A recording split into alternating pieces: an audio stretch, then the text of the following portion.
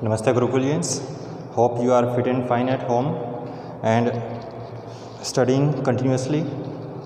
Beta, today we are going to start 7th video, that is part 7 of chapter 6 of class 12th biology, and the name of chapter is molecular basis of inheritance. So this is the 7th video. ठीक है, इससे पहले हम बहुत सारे topic cover कर चुके. In 5th and 6th video we have covered transcription. Transcription is the process of formation of mRNA from DNA. So in 5th video we have covered transcription in prokaryotes, and in 6th video we have covered transcription in eukaryotes. Now we are moving to next topic, the important one, that is mutation.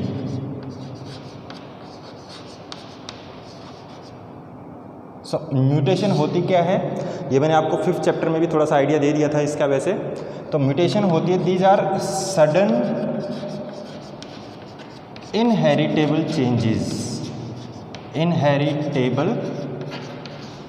Changes in DNA, या हम बोल देते हैं genetic material.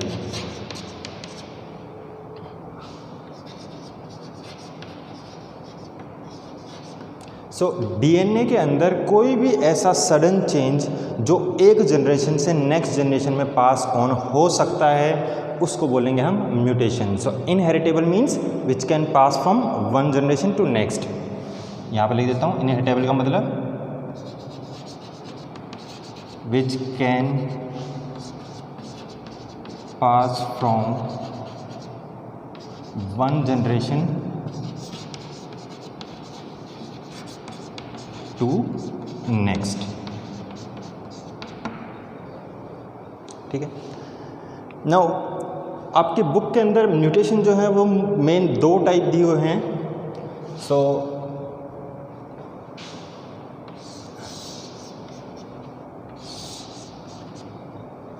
Point mutation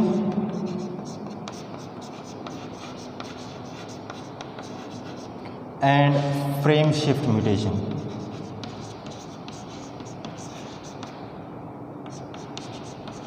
ये दोनों चीज़ें वैसे मैंने 5th चैप्टर में भी हल्की हल्की बता दी थी आपको. ठीक है, पर दोबारा एक बार रिवाइज हो जाएगा आपका. सो पॉइंट म्यूटेशन क्या है? एक ऐसी mutation which will change a single nucleotide. 4 type के न्यूक्लियोटाइड है हमारे पास, A, D, G, C. तो सिर्फ एक न्यूक्लियोटाइड रिप्लेस होना, उसको बोल रहे हैं हम पॉइंट म्यूटेशन. ठीक है. सो point mutation is the change or substitution of single nucleotide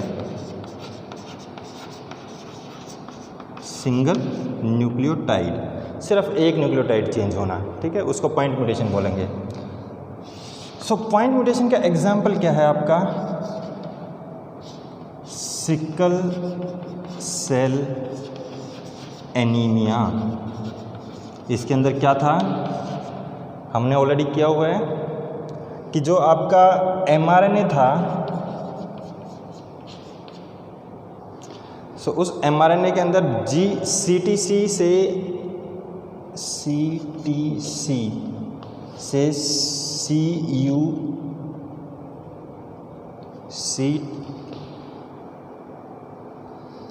mRNA में GAG से GUG हो गया था. चेंज करते हैं, ये मैंने DNA का लिख दिया इसका. सो mRNA के अंदर GAG will be converted into GUG. मतलब नॉर्मल इंसान के अंदर ये था और एनीमिक के अंदर ये, तो इस लेटर में चेंज आया. ठीक है. तो ये जो कोडोन बना, कोडोन मैंने आपको बता दिया था, codon is a triplet of nucleotide, 3 letter का सेट. तो इस mRNA से यहाँ पे ये जो कोडोन था, 6th कोडोन की बात हो रही है यहाँ पे, this is 6th codon. Normal इंसान के अंदर ये बनाता है यहाँ पे ग्लूटामिक एसिड। ग्लूटामिक एसिड क्या है? एक अमाइनो एसिड है, ठीक है। This is A amino acid, A short form लिखा है मैंने। तो 6th पोजीशन पे नॉर्मल इंसान के अंदर जो बीटा ग्लोबिन चेन होती है उसके अंदर यहाँ पे ग्लूटामिक एसिड बनना था, पर अब क्या बनेगा? कोडोन चेंज हो गया। और कल हमने बोला था कि कोडोन अगर चेंज होगा तो उसकी वजह से उसका अमाइनो एसिड भी चेंज होगा, बट ये कोई ज़रूरी नहीं है कि हर बार चेंज हो ही जाए, ठीक है। वेलिन। तो जो बीटा ग्लोबिन चेन है सिकल सेल एनीमिया में क्या होगा? Beta globin chain of haemoglobin. Haemoglobin की जो बीटा ग्लोबिन चेन है उसके अंदर 6th पोजीशन पे ग्लूटामिक एसिड की बजाय यहाँ पे वेलिन आ जाएगा। क्यों आ जाएगा? क्योंकि एक पॉइंट म्यूटेशन हुई, here A is substituted by U, ठीक है। तो इस वजह से ये आपका पॉइंट म्यूटेशन हो गया। इसके अंदर क्या हुआ है? सब्सटीट्यूशन, ठीक है। तो सब्सटीट्यूशन भी 2 टाइप के हैं। Substitution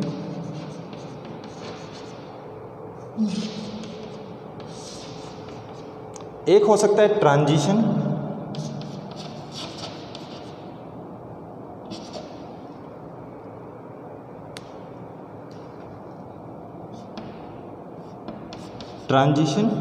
and second one is transversion. Transition के अंदर क्या होगा?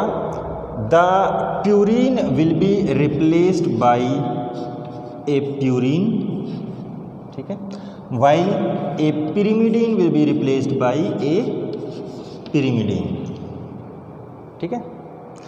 जबकि ट्रांसवर्जन में क्या होगा? The purine and pyrimidine can be replaced with each other, ठीक है। प्यूरिन पिरिमिडीन से रिप्लेस होगा और पिरिमिडीन प्यूरिन से रिप्लेस अगर हो गया तो उसको बोलेंगे हम ट्रांसवर्जन। अगर प्यूरिन से प्यूरिन, पिरिमिडीन से पिरिमिडीन तो उसको बोलेंगे हम ट्रांजिशन। तो प्यूरिन का एग्जाम्पल क्या है? प्यूरिन से प्यूरिन चेंज होना मतलब ए की जगह पे जी आ जाना, ये प्यूरिन हो गया। टी की जगह पे सी आ जाना, ये पिरिमिडीन हो गया, क्योंकि ये दोनों पिरिमिडीन थे। सिंगल रिंग वाले स्ट्रक्चर एडेनिन एंड ग्वानिन दोनों डबल रिंग वाले प्यूरिन स्ट्रक्चर थे। तो अगर इस टाइप का सब्सटीट्यूशन होता, A will be replaced by G, T will be replaced by C, या अपोजिट हो जाए तो इसको ट्रांजिशन बोलेंगे। बट अगर ए जो है वो रिप्लेस हो जाए सी से या टी से तो ये क्या हो गया आपका? ट्रांसवर्जन। ऐसे ही अगर जी जो है वो रिप्लेस हो जाए सी और या टी से तो ये हो गया आपका ट्रांसवर्जन, ठीक है। So this is an example of point mutation. Point mutation के अंदर क्या होगा? सब्सटीट्यूशन होगा, चेंज होगा एक सिंगल न्यूक्लियोटाइड। अब आते हैं फ्रेम शिफ्ट म्यूटेशन पे।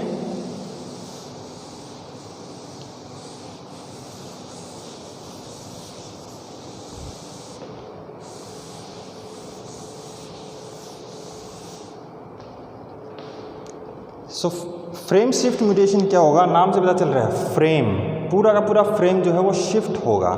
कैसे? ये मान लो आपका mRNA है, mRNA के अंदर कोडोन होंगे। कोडोन मतलब 3-3 लेटर के सेट। अब मान लो मैंने बोल दिया यहाँ पे A U G C A G C A C। तो जब मैंने बोला था mRNA के जो 3-3 लेटर के सेट हैं उनको कोडोन बोलेंगे, और हर एक कोडोन की वजह से एक अमीनो एसिड बनेगा, ठीक है। तो फर्स्ट सेट क्या हुआ हमारा?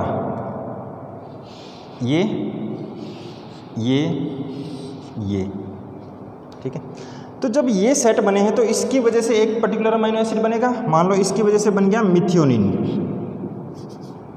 M से डिनोट करते हैं उसको, मिथियोनिन को, सिंगल लेटर M। CAG की वजह से मान लो फिनाइल एलेनिन बन गया, ठीक है। अभी मैं ये नहीं ये कंफर्म नहीं है कि CAG से फिनाइलएलेनिन बनता है या नहीं, मैं एक एग्जांपल लेके चल रहा हूँ, ठीक है, क्योंकि ये मुझे भी याद नहीं है कि किस कोडॉन की वजह से कौन सा अमीनो एसिड बनेगा। CAC की वजह से मान लो हमने बोल दिया कि हिस्टिडीन बनता है, हिस्टिडीन H लेटर से डिनोट करते हैं हम। अगर आपको ये चीज़ नहीं पता है कि भाई ये 1 लेटर कोड क्या होंगे, तो आप अपना NCERT क्लास 12th केमिस्ट्री, उसका चैप्टर है शायद बायोमोलिक्यूल्स करके है, पता नहीं, उसके अंदर एक टेबल दी हुई है, टेबल ऑफ अमाइनो एसिड्स, ठीक है। उसमें क्या हुआ है, टोटल 20 अमाइनो एसिड के नाम, ठीक है, वो किस कैटेगरी के हैं, प्लस उसके 3 लेटर कोड और 1 लेटर कोड, ठीक है। जैसे मान लो यहाँ पे लिख दिया इन्होंने मिथियोनिन, मिथियोनिन 3 लेटर कोड होता है इसका MET, 1 लेटर कोड होता है M, ठीक है। ऐसे ही हिस्टिडीन HIS 3 लेटर कोड है, H सिंगल लेटर कोड है, ठीक है। फिनाइल एलेनिन, फिनाइल एलेनिन ये एक अमीनो एसिड है, इसका PHE 3 लेटर कोड है, बट सिंगल लेटर कोड इसका F है, क्योंकि ये साउंड करता है F की तरफ, फिनाइल एलेनिन। तो हमें लगता है कि यहाँ पे P आना चाहिए था, पर P किसके लिए है, एक दूसरा अमीनो एसिड है प्रोलीन, ठीक है। तो PRO उसका 3 लेटर कोड है और P सिंगल लेटर कोड है। तो एक ऐसी आपको एक टेबल मिलेगी, कहाँ पे मिलेगी, NCERT बुक में, केमिस्ट्री की क्लास 12th की केमिस्ट्री की बुक में, बायोमोलिक्यूल्स चैप्टर में, टेबल ऑफ 20 अमीनो एसिड। तो यहाँ से आपको उसके 1 लेटर कोड मिल जाएगा, ठीक है। 1 लेटर कोड आपको पता होना चाहिए, या आगे जाके काम आता है आपका।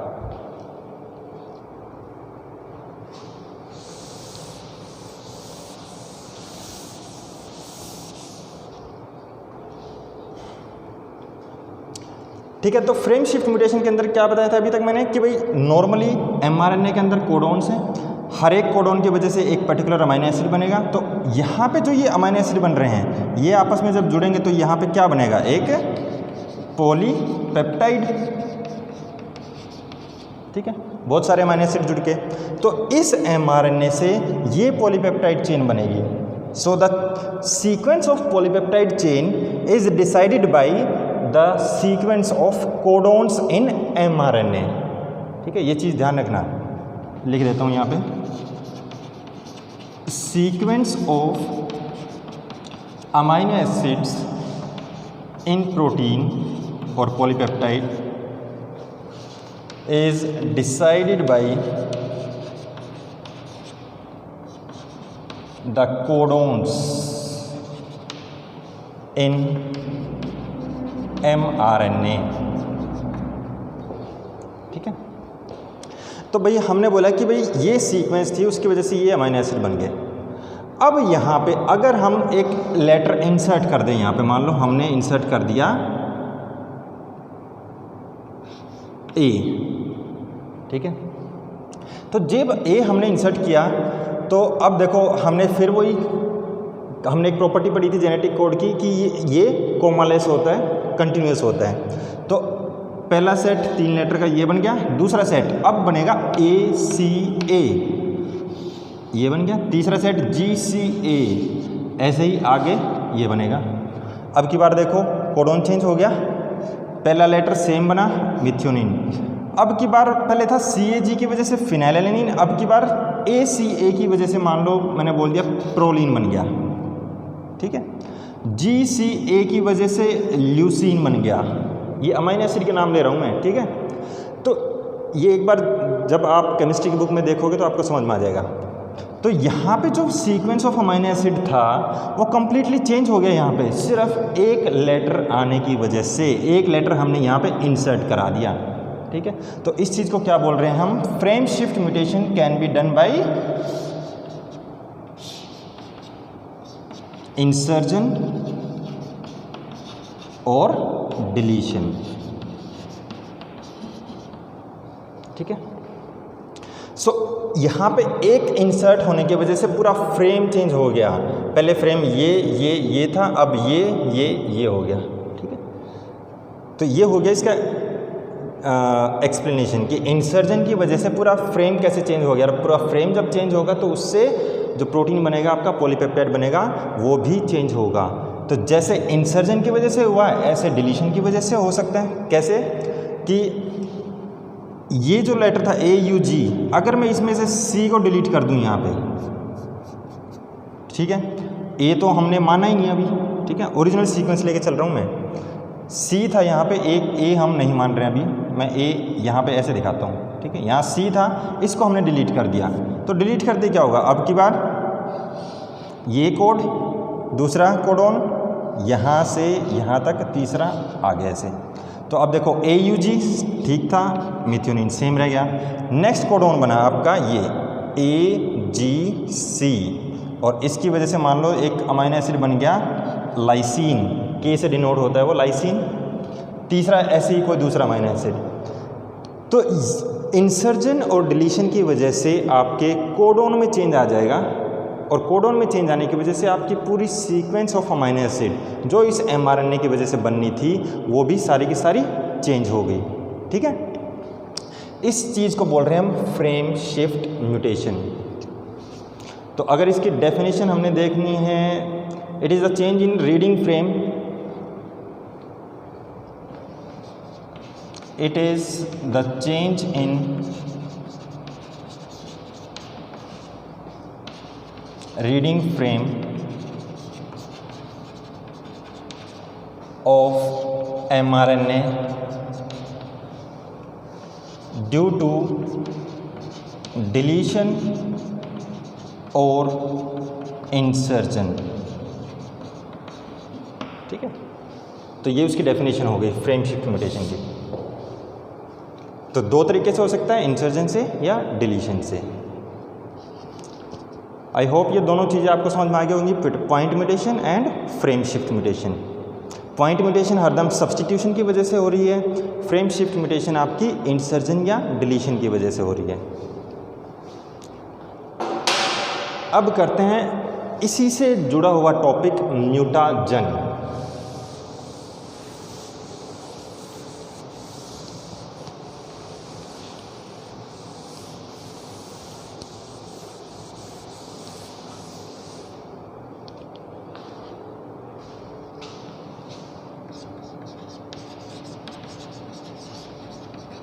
म्यूटाजेंस, ठीक है। सो म्यूटाजेंस क्या हैं? दीज आर फैक्टर्स और केमिकल्स विच कॉजेज म्यूटेशन। कोई भी ऐसी चीज़ जो म्यूटेशन कॉज कर सकती है उसको हमने क्या बोल दिया? Mutagens. These are agents, factors, chemicals, कुछ भी बोल सकते हैं, एजेंट्स भी बोलते हैं, ठीक है। तो म्यूटाजेन जो है वो आपकी मेजरली दो कैटेगरीज के अंदर डिवाइड किया गया है। First is physical mutagen,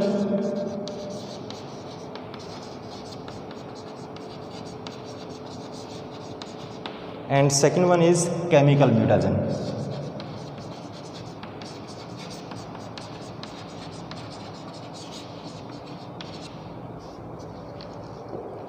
physical mutagens में दो मेन आपकी कंपोनेंट्स हैं। First is ionisable, non ionisable, UV rays, मतलब यूवी रेज की वजह से म्यूटेशन कोज होगी, ठीक है। और सेकेंड वन है आपका आयनाइजेबल एक्स रेज या कोई और दूसरी रेज। यूवी रेज को छोड़ के बाकी जितनी भी रेज आएंगी, गामा लगा लो, गामा रेज, ठीक है, ये क्या है? आयनाइजेबल। ये मतलब आयनाइज कर देती है नाइट्रोजनस बेसिस को। These will ionise nitrogen bases, ठीक है। ये नहीं करेंगी, do not ionise nitrogen basis.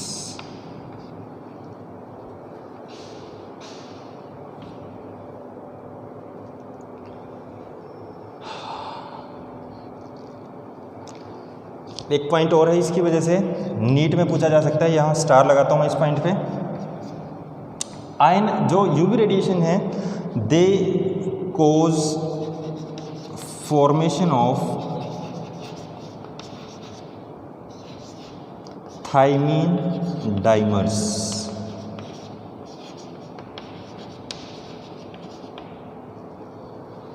Dimer, दो टी आपस में जुड़ जाएंगे, ठीक है। सो थायमीन डाइमर्स कौन बनाएगा?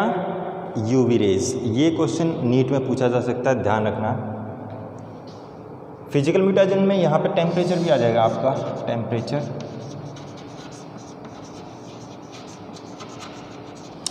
तो आयनाइजेबल एक्स रेज वगैरह ने क्या करना है? Ionise nitrogenous bases. तो नाइट्रोजनस बेस आयनाइज हो गए तो उसका स्ट्रक्चर चेंज हो गया, स्ट्रक्चर चेंज हो गया तो उसकी पेयरिंग नहीं हो पाएगी, ठीक है। एक ही टी के साथ नहीं हो पाएगी, जी की सी के साथ नहीं हो पाएगी, तो अल्टीमेटली क्या होगा? डिफेक्ट आ गया, म्यूटेशन आ गई। Temperature is also responsible. Normally क्या होता है? When we increase the temperature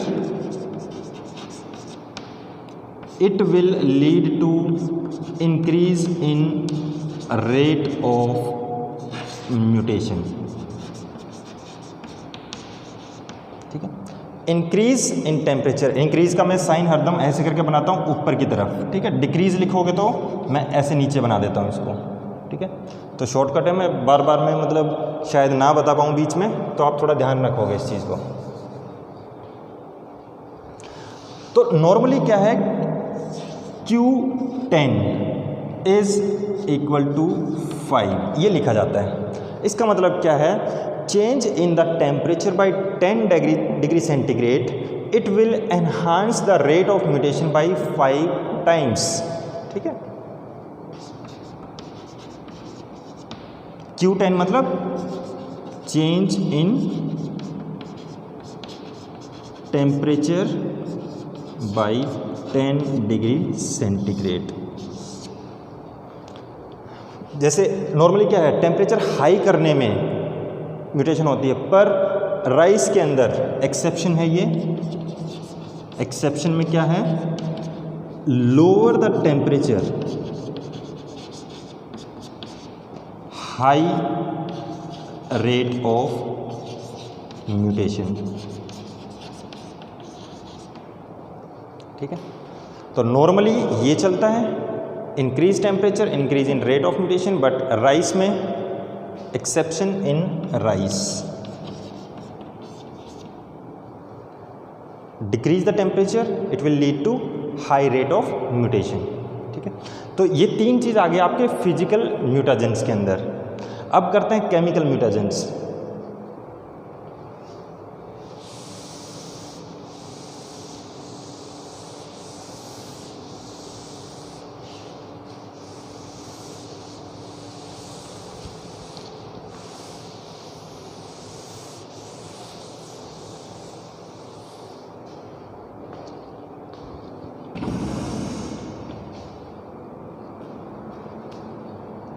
so chemical mutagen में यहाँ पे 4 डिफरेंट टाइप के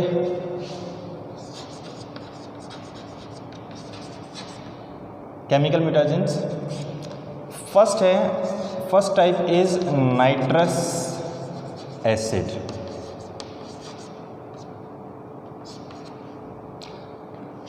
this is a deaminating agent, मतलब अमीन ग्रुप का रिमूव कर देता है, ठीक है। Removal of NH2 group. तो जब किसी न्यूक्लियोटाइड का अमीन ग्रुप यहाँ से रिमूव कर देंगे तो उसके अंदर कुछ ना कुछ चेंजेस आ जाएंगे, ठीक है। तो नाइट्रस एसिड क्या करेगा,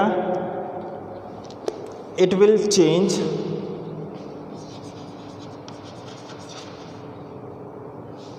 C into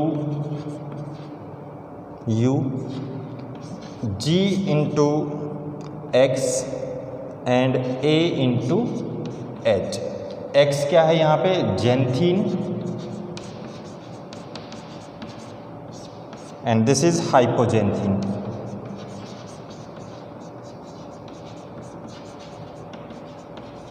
ये वाली चीज़ें आपकी म्यूटाजेंस जो हैं वो आपके उसमें एनसीईआरटी में नहीं है, ये थोड़ा सा बाहर है, नीट के लिए कर रहा हूँ, ठीक है। तो अगर किसी ने सिर्फ एनसीईआरटी देखनी है तो वो ये चीज़ ना करे। तो इसके अंदर क्या होगा, अल्टीमेटली ए और टी के बीच में जो बॉन्डिंग थी, ए टी जो बेस पेयर बना था, it will be replaced by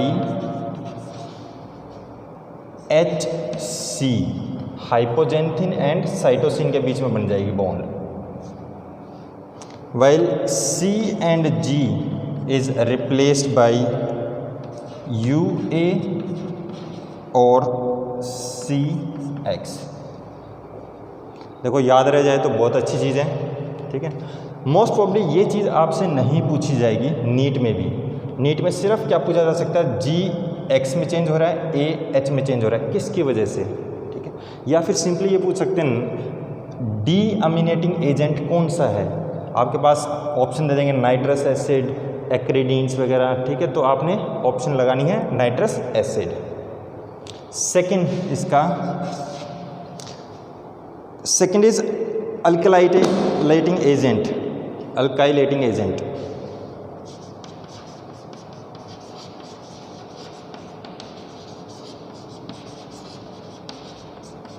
alkylating agents का काम क्या होगा, these will add either methyl group और इथाइल ग्रुप, ठीक है। केमिस्ट्री में आपने पढ़ा होगा मिथाइल इथाइल क्या होता है। So these will add either methyl और इथाइल ग्रुप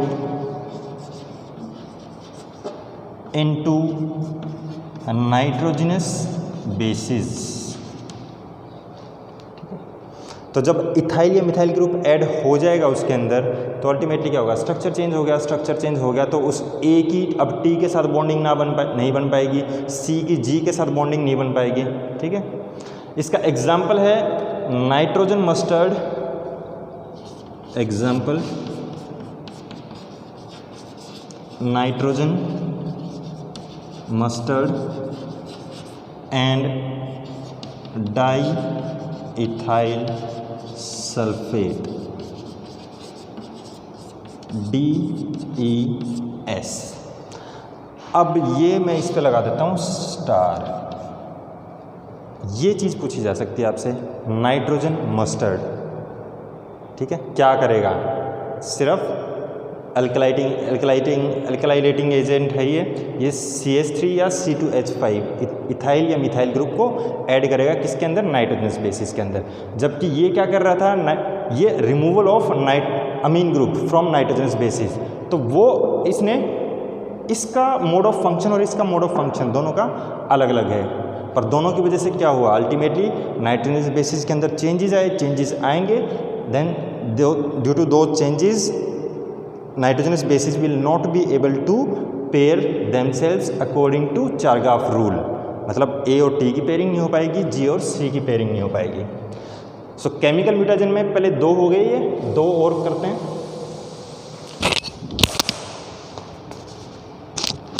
ये नीट के हिसाब से आपका इम्पोर्टेंट है topic.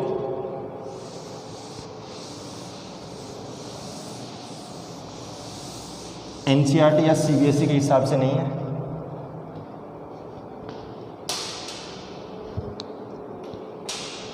Third category base analogue, इससे बहुत क्वेश्चन पूछे जाते हैं भाई। बेस एनालॉग इम्पोर्टेंट, मैं लिख भी देता हूं यहां पे, इम्पोर्टेंट फॉर नीट। यहाँ पे क्या है, आपका जो थायमीन है इट इज रिप्लेस्ड बाय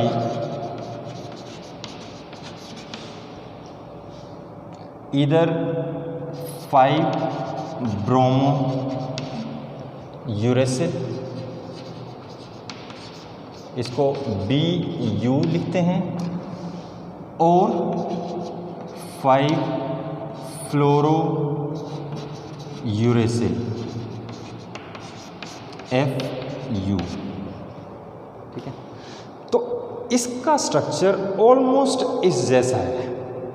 ठीक है, ब्रोमो यूरेसिल मतलब यूरेसिल के 5th कार्बन पे ब्रोमीन लग गया, या यूरेसिल के 5th कार्बन पे फ्लोरीन लग गया। तो इन दोनों का जो स्ट्रक्चर होगा that will be almost similar to this. तो इसलिए हम बोल रहे हैं बेस एनालॉग। तो जहाँ पे ये होना चाहिए था उसकी जगह पे लग गए ये। तो अल्टीमेटली क्या होगा, AT bond is replaced by AT is replaced by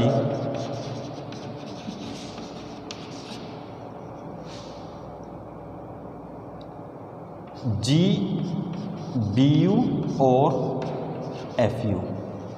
ठीक है, तो AT की बजाय क्या आ गया यहाँ पे, या G आ जाएगा। देखो ये जो है ये always form bond with G, ये यहाँ से पता चल ही गया। G, FU and BU this will always form bond with G। तो इसके अंदर चेंज आ गया, ये बन गया। ठीक है, तो जब ये आ गया तो अब इसने A के साथ बॉन्डिंग ना बना के किसके साथ बॉन्डिंग बनाई, G के साथ। ठीक है, तो ये चीज़ ध्यान रखनी है आपने। सो T is substituted and make pair with G। Next is 4th एक्रीडीन। ये जनरली डाइज बोलते हैं हम, एक्रीडीन डाइज। एक्रीडीन डाइज क्या करती हैं,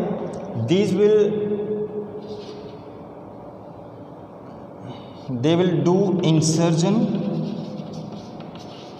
और डिलीशन इन DNA। तो DNA का जब हम स्ट्रक्चर बनाते हैं ये ऐसे, तो यहाँ पे A है, इसके सामने T होगा, यहाँ पे C है, इसके सामने G होगा। ठीक है, तो इन दो बेस पेयर के बीच में एक्रीडीन आ जाती है यहाँ पे, और यहाँ पे वो क्या करवा देगी, एक नया लेटर इंसर्ट करवा देगी। तो जब नया लेटर इंसर्ट होगा तो क्या होगा, यहाँ पे बेस पेयरिंग चेंजेस हो जाएगी। ठीक है, तो बेस पेयर चेंज होगा तो DNA रेप्लिकेशन हो, चाहे DNA ट्रांसक्रिप्शन हो, और ट्रांसक्रिप्शन से ट्रांसलेशन, सब कुछ चेंज हो जाएगा। ठीक है, तो इट विल परफॉर्म, डू की जगह परफॉर्म लिख दो, इट विल कोज करते हैं, इट विल कोज इंसर्जन और डिलीशन इन DNA। ठीक है, which leads to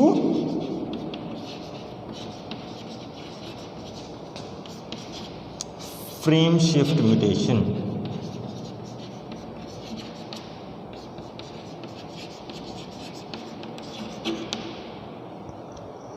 frame shift का एक दूसरा नाम हो रहा है जिब्रिश म्यूटेशन।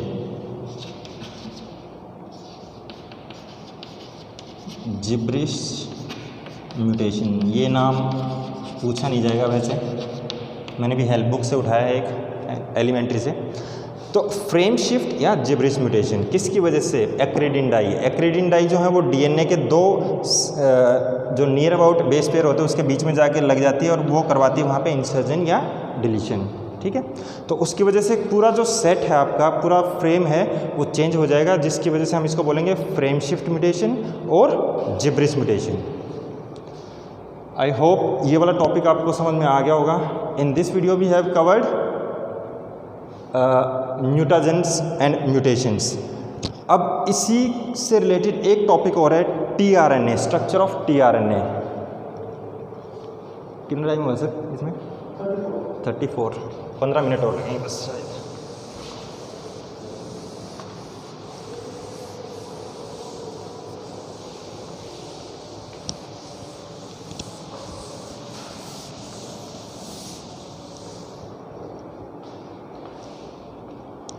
नेक्स्ट टॉपिक करते हैं टीआरएनए। टीआरएनए की फुल फॉर्म क्या है? Transfer RNA. ठीक है, इसको हम एडेप्टर मॉलिक्यूल बोलते हैं, adapter molecule. The function of tRNA I have already discussed. Function क्या होता है इसका?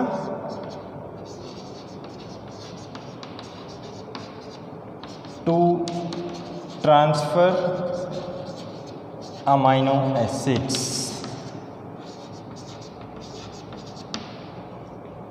During translation process. और ट्रांसलेशन प्रोसेस क्या थी? Formation of protein from mRNA. MRNA से प्रोटीन बनने वाली प्रोसेस को हमने क्या बोला था? ट्रांसलेशन। ठीक है, सो टीआरएनए का आपका मोस्टली फंक्शन पूछा जाता है, फंक्शन या इसके स्ट्रक्चर से रिलेटेड कोई इन्फॉर्मेशन। ठीक है, तो इसके दो स्ट्रक्चर हैं, एक 2D स्ट्रक्चर है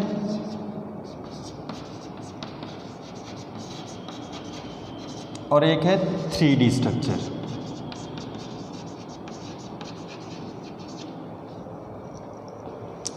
टू डी स्ट्रक्चर जो है वो है आपका clover leaf, CLOVER leaf. Clover leaf कैसी होती है? वो होती है ऐसी आपकी। ठीक है, तो इसी टाइप का स्ट्रक्चर होगा आपका 2D स्ट्रक्चर ऑफ टीआरएनए। तीसरा जो सेकंड स्ट्रक्चर है वो 3D स्ट्रक्चर, और इसको बोलते हैं inverted L shape. This is inverted L shape structure. तो दोनों स्ट्रक्चर को बनाते हैं एक बार।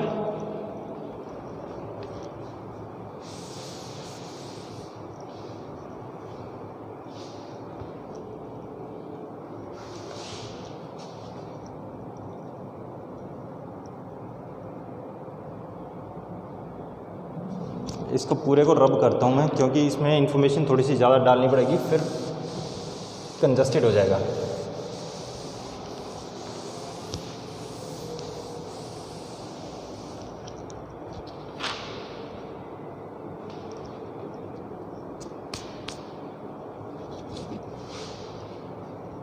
सो टॉपिक आपका secondary structure. Secondary structure of tRNA. और ये स्ट्रक्चर कैसा है आपका? Clover leaf. तो इस स्ट्रक्चर के अंदर हमने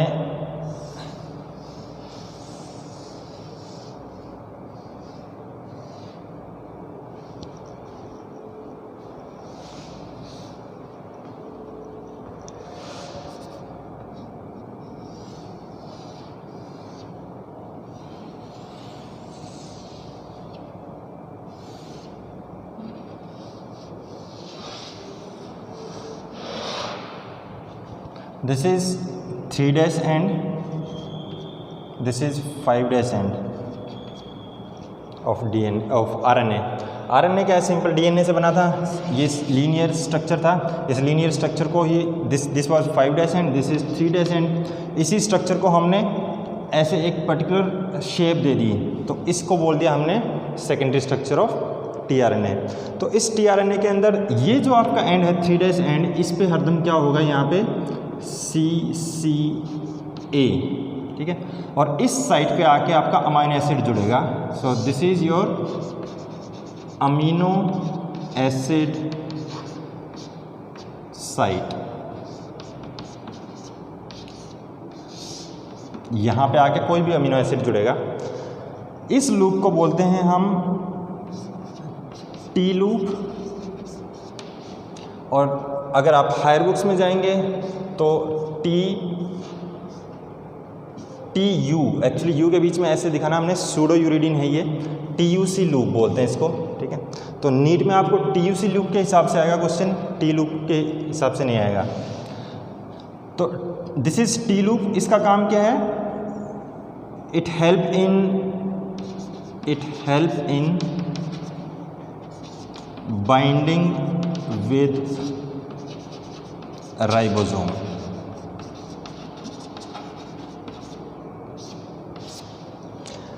ये जो स्ट्रक्चर है आपका, इसको बोलते हैं हम वेरिएबल आर्म। इसका कोई फंक्शन ही नहीं पता है अभी तक, ठीक है, function not known.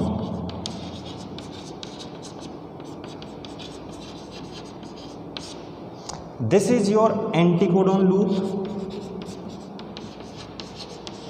Anticodon loop. इसके अंदर यहाँ पे क्या होगा, एक 3 लेटर का सेट होगा। टोटल तो इसके अंदर 7 बेसिस होते हैं, इसके अंदर भी 7 बेसिस होते हैं, ठीक है।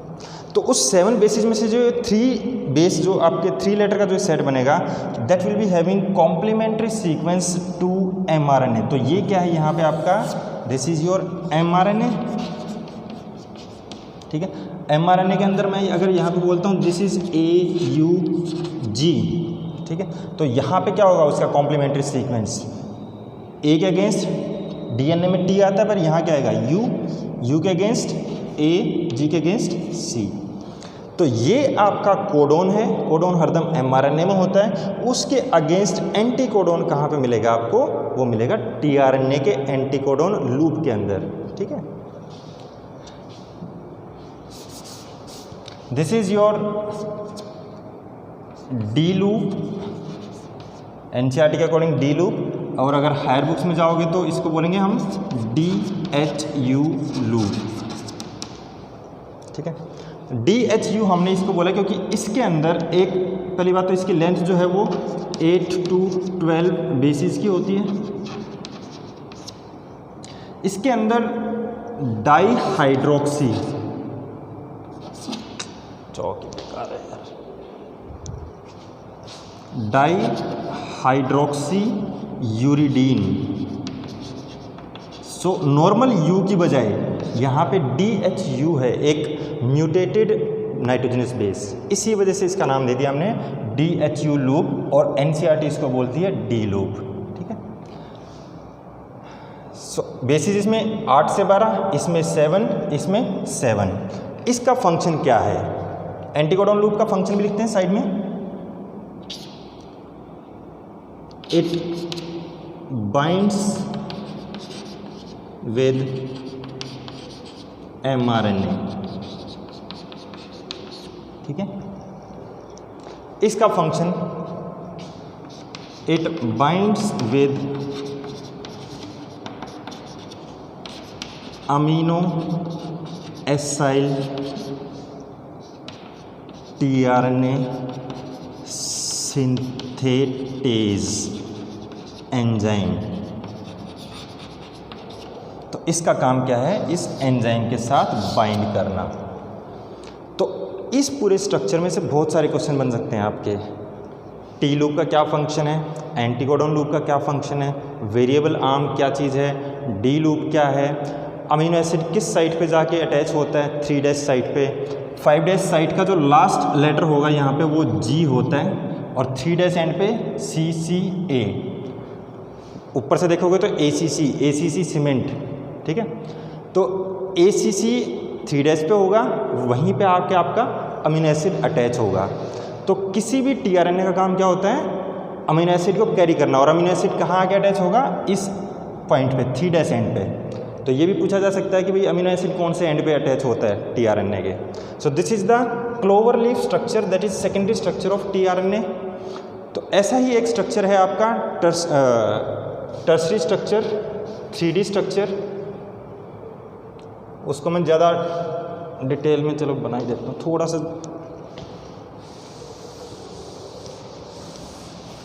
वो वाला स्ट्रक्चर कभी पूछा नहीं जाता, वैसे एनसीईआरटी में दिया होगा पर पूछा नहीं जाएगा क्योंकि उसमें कोई इन्फॉर्मेशन है ही नहीं ऐसी खास।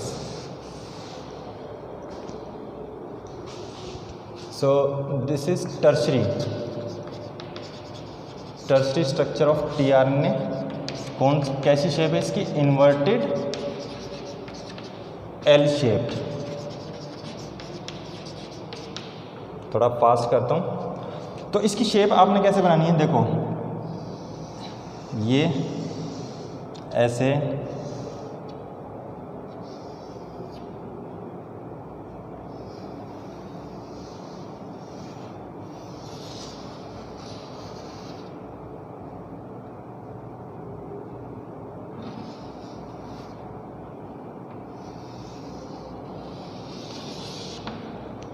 This is inverted L. L इस टाइप की शेप है ये, ठीक है। ये आपका 3' एंड है, ये 5' एंड है, ठीक है। यहाँ पे this is amino acid attachment site, this is variable arm,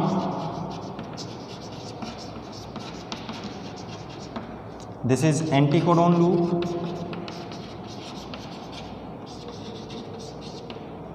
this is your T loop and this is DHU loop, ठीक है। एक चीज़ बताना भूल गया मैं, T लूप में मैंने लिखा था T ऐसे U के बीच में ऐसे डंडा लगाया था और C, तो ये एक्चुअली भी क्या है, this is pseudo uridine. Uracil जो होता है उसको एक उसके अंदर म्यूटेशन आ गई, मॉडिफिकेशन हो गई, तो वो यू की बजाय वो सूडोयूरिडीन है, ठीक है। इसलिए इसका नाम यहाँ पे TUC लिखते हैं हम। So this is your inverted L shape tertiary structure, 3D structure, this is 3D, ठीक है।